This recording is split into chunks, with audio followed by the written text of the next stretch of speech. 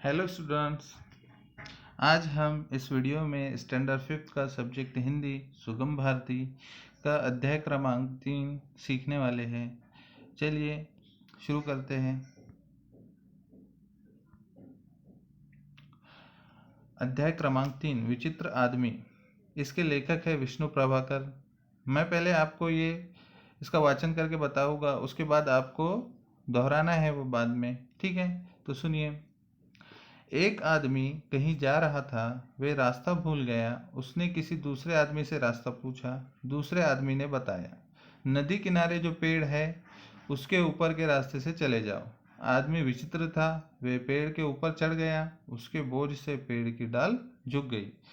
किसी तरह हाथों से डाल पकड़कर वे लटक गया। आप तस्वीर में देख सकते हैं कि एक आदमी रास्ता पूछ रहा है और दूसरा आदमी रास्ता बता रहा है। जो आदमी रास्ता पूछ रहा है वो रास्ता भूल गया है, तो उससे दूसरा आदमी क्या कहता है कि नदी किनारे जो पेड़ है उसके ऊपर के रास्ते से जाना है, ठीक है? यानी नदी किनारे एक पेड़ है, पेड़ के कहीं ऊपर से या साइड से एक रास्ता होगा, तो उसका मतलब वो होता है। लेकिन जो ये विचित्र आदमी है, विचित्र का मतलब होता है दूसरों से अलग होना, उसे विचित्र कहते हैं, ठीक है? चलो आगे देखते हैं। हम आगे कहानी में हमको समझ में आएगा क्या होता है। दूसरा पैराग्राफ है, मैं आपको पढ़कर सुनाता हूँ, सुनिए। उसी समय एक अन्य आदमी घोड़े पर बैठा नदी पार कर रहा था। लटके हुए आदमी ने उसे पुकारा, कृपा करके आप मुझे बचा लीजिए, नहीं तो मैं नदी में गिर जाऊंगा। घुड़सवार दयालु था। वे घोड़े को लेकर पेड़ के नीचे आया और अपने हाथों से उसके पैर पकड़ लिए, लेकिन उसी क्षण घोड़ा आगे चल पड़ा। बेचारा घुड़सवार भी उसके पैर पकड़े हुए लटक गया। अब क्या हुआ, जब वो पता पूछकर आया तो वो जो पेड़ है उस पर चढ़ गया। पेड़ की डाली उसके वजन से क्या हो गई, झुक गई और वो नीचे गिरने लगा। तो उसने हाथों से वो डाल पकड़ ली। अब वहाँ से उसी रास्ते से एक घुड़सवार जा रहा था। उसने देखा, विचित्र आदमी ने देखा कि एक घुड़सवार जा रहा है, तो उसने उसको बोला, कृपा करके मुझे बचा लीजिए, नहीं तो मैं गिर जाऊंगा। कृपा बोले यानी मेहरबानी करके, है ना, प्लीज़ ऐसा बोलते हैं ना, तो हम हिंदी में इसी कृपा कहते हैं, ठीक है? तो घुड़सवार बहुत दयालु था, वो उसे बचाने के लिए आ जाता है। वो घोड़ा नीचे खड़े करता है और उसके ऊपर से उसके पैर पकड़ने की कोशिश करता है। उसके पैर जैसे ही पकड़ता है तो घोड़ा वहाँ से चला जाता है। तो इस तरह से घुड़सवार और वो विचित्र आदमी दोनों भी वहाँ लटक जाते हैं। इसके आगे क्या होता है, चलिए देखते हैं। ये देखकर उस विचित्र आदमी ने घुड़सवार से कहा, इस प्रकार लटके लटके तो हम दोनों नदी में गिर जाएंगे। यदि तुम गाना जानते हो तो कोई गीत गाना शुरू कर दो। शायद गाने की आवाज़ सुनकर कोई यहाँ आ जाए और हमें बचा ले। घुड़सवार गाना जानता था। उसने गाना शुरू कर दिया। गीत बहुत अच्छा था। गाने पर ताली बजाने के लिए विचित्र आदमी ने अपने हाथों से पकड़ी डाल छोड़ दी। ताली तो क्या बजती, वे दोनों उसी समय नदी में गिर गए। अब कुछ समय हुआ, दोनों लटके हुए थे। तो जो विचित्र आदमी था उसने घुड़सवार से कहा, ऐसे लटके लटके तो हम गिर जाएंगे। अगर आपको गाना आता हो तो आप गाना शुरू कर दो, जिसकी आवाज़ से कोई दूसरा आकर हमें बचा लेगा। घुड़सवार को गाना जानता था, उसको आता था। उसने गाना शुरू कर दिया। गाना जैसे ही शुरू किया और गाने लगा, तो विचित्र आदमी को गाना बहुत पसंद आया। उसने गाने पर ताली बजाने के लिए जैसे ही हाथ छोड़े तो वो डाल छोड़ दी।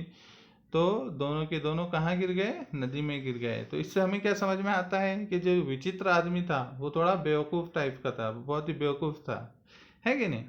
तो इस तरह से ये स्टोरी है जिसे आपको पढ़ना है, दोहराना है बार बार। अपने घर में छोटे बच्चे हो गए तो उनको सुनाना है।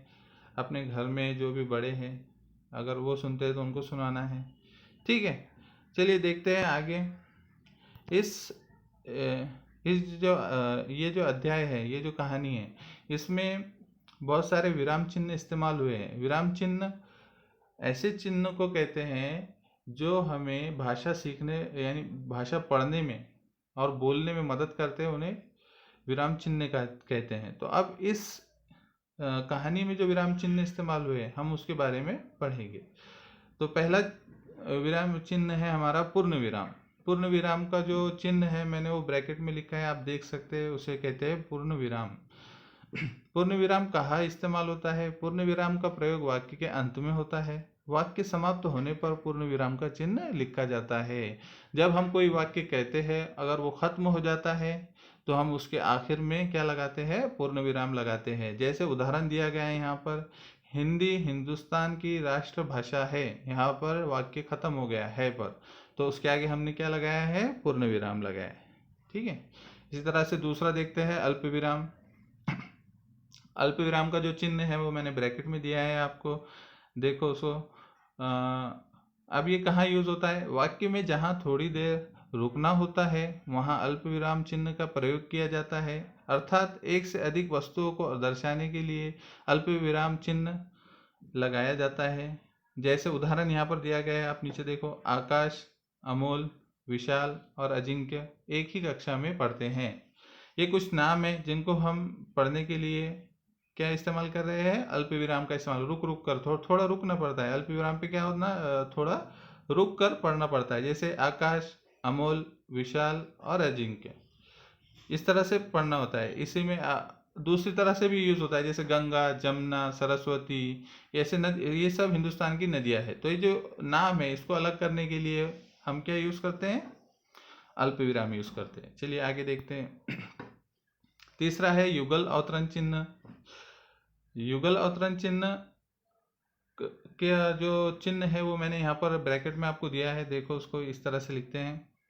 अब इसका इस्तेमाल कहाँ होता है? किसी और के द्वारा लिखे या कहे गए वाक्य या शब्दों को ज्यों का त्यों लिखने के लिए अवतरण चिन्ह का प्रयोग किया जाता है।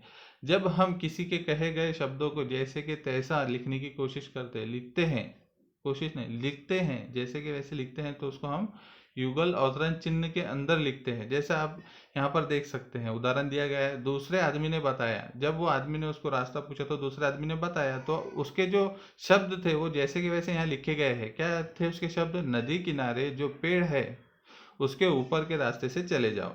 तो यहाँ पर देखिए आप, यहाँ पर युगल अवतरण चिन्ह का इस्तेमाल किया गया है। ठीक है।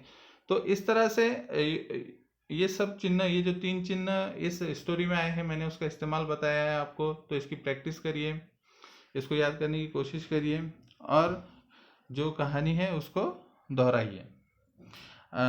उम्मीद है आपको ये वीडियो पसंद आया होगा। अगर वीडियो अच्छा लगता है तो इसको लाइक करें, सब्सक्राइब करें और शेयर करें अपने दोस्तों के साथ। इस लॉकडाउन के पीरियड में आप घर रहते ही बहुत कुछ चीज़ें सीख सकते हैं।